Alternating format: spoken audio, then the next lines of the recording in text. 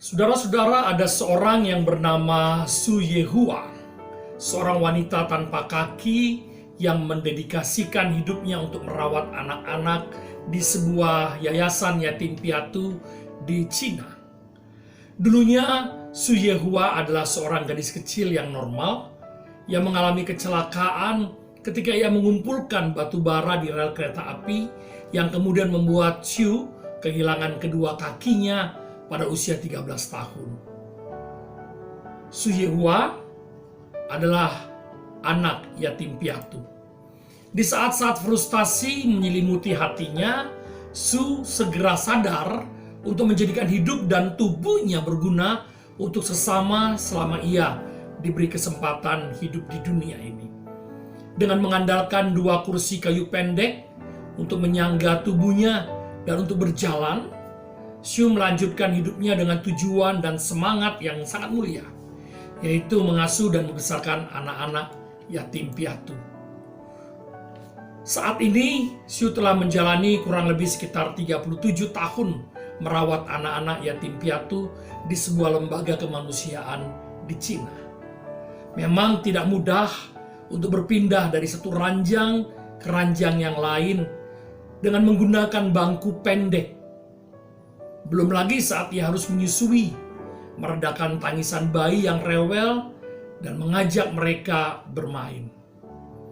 Namun wanita yang disebut dengan The Stool Mama ini melakukan semuanya dengan sangat baik.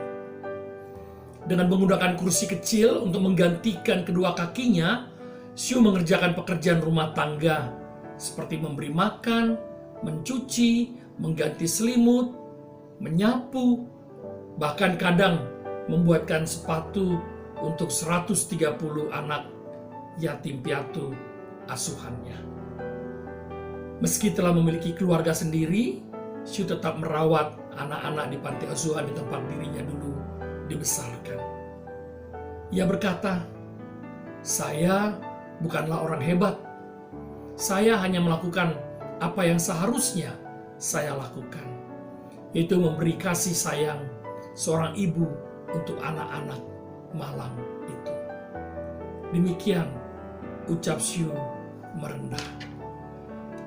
Ibu dan bapak saudara sekalian yang Tuhan Yesus kasihi, hari ini kita mau belajar tentang firman Tuhan. Bagaimana kita diajak untuk mau peduli pada sesama. Mari kita berdoa lebih dahulu untuk mendengarkan dan merenungkan firman Tuhan.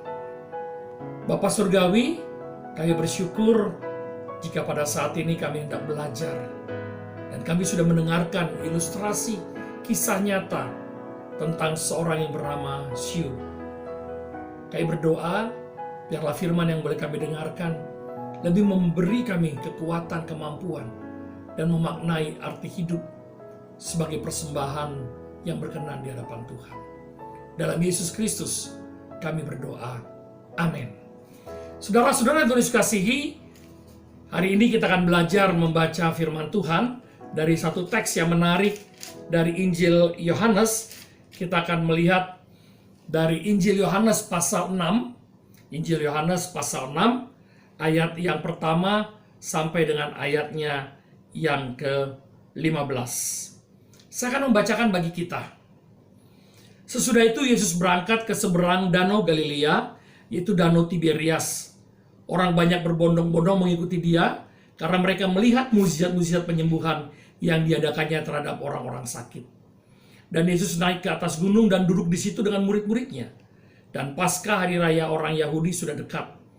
Ketika Yesus memandang sekelilingnya dan melihat bahwa orang banyak berbondong-bondong datang kepadanya, berkatalah ia kepada Filipus, "Di manakah kita akan membeli roti supaya mereka dapat makan?" Hal itu dikatakannya untuk mencobai dia, sebab ia sendiri tahu apa yang hendak dilakukannya. Jawab Filipus kepadanya, "Roti seharga 200 dinar tidak akan cukup untuk mereka ini, sekalipun masing-masing mendapat sepotong kecil saja." Seorang dari murid-muridnya, yaitu Andreas, saudara Simon Petrus, berkata kepadanya, "Di sini ada seorang anak yang mempunyai 5 roti jelai dan 2 ikan. Tapi apalah artinya untuk orang sebanyak ini?" Kata Yesus, "Suruhlah orang-orang itu duduk." Adapun di tempat itu banyak rumput, maka duduklah orang-orang itu kira-kira 5.000 laki-laki banyaknya. Lalu Yesus mengambil roti itu, mengucap syukur dan membagi-bagikannya kepada mereka yang duduk di situ. Demikian juga dibuatnya dengan ikan-ikan itu, sebanyak yang mereka kehendaki. Dan setelah mereka kenyang, ia berkata kepada murid-muridnya, kumpulkanlah potongan-potongan yang lebih, supaya tidak ada yang terbuang. Maka mereka pun mengumpulkannya dan mengisi 12 bakul penuh dengan potongan-potongan dari kelima roti jelai yang lebih setelah orang makan. Ketika orang-orang itu melihat mukjizat yang diadakannya, mereka berkata, dia ini adalah benar-benar nabi yang akan datang ke dalam dunia. Karena Yesus tahu bahwa mereka hendak datang dan membawa dia dengan paksa untuk menjadikan dia raja, yang menyingkir pula ke gunung seorang diri. Saudara-saudara yang dikasihi, apa yang kita pelajari dari teks ini? Yang pertama, Yesus punya kepedulian.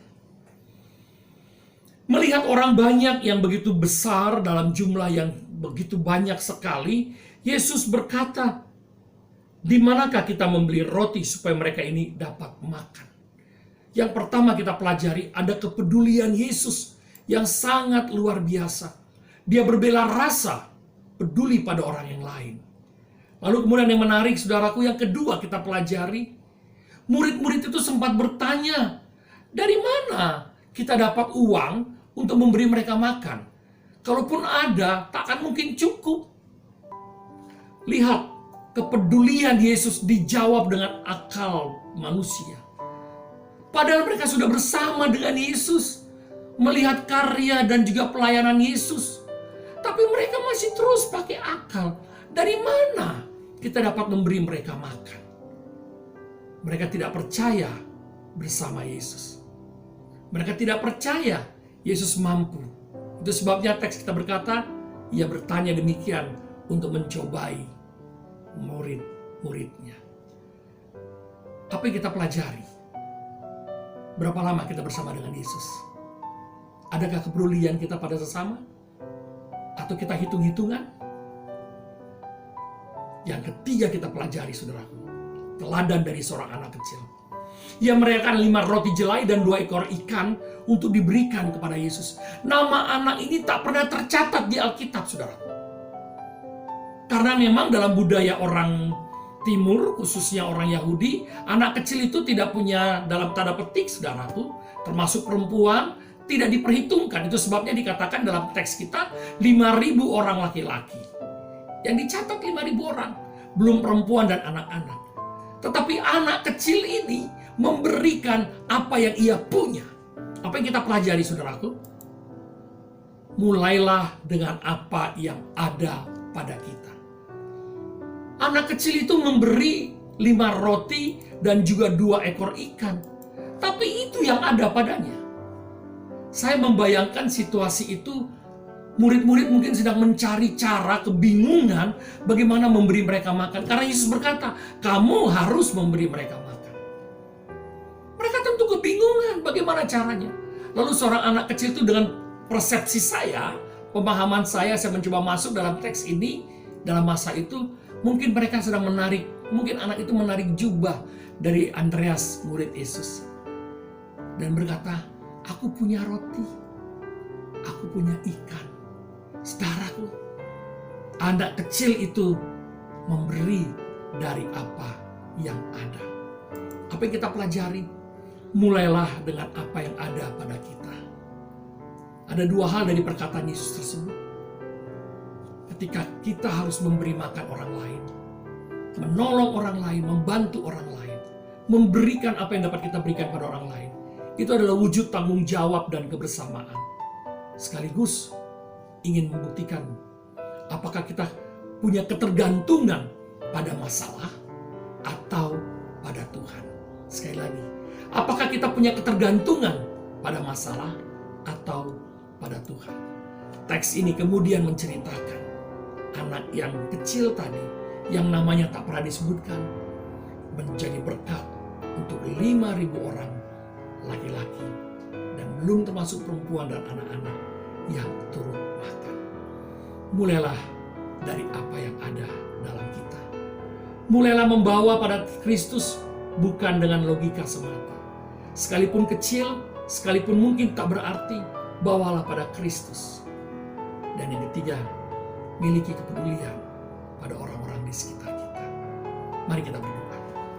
Bapa Surgawi, kami bersyukur hari ini kami belajar bagaimana kami harus peduli seperti Engkau Yesus yang peduli. Kadang-kadang kami tahu ada masalah di depan kami, tapi kami memakai logika berpikir kami. Apa artinya? Apa yang dapat kami lakukan? Tentu tak seberapa. Sudahlah, orang lain saja yang memberikan. Padahal yang ketiga kami harus belajar bagaimana seorang anak kecil dengan kepolosannya memberikan apa yang ia punya. Dan ini mengajar kami untuk mulailah dari apa yang ada dalam kami untuk berbagi.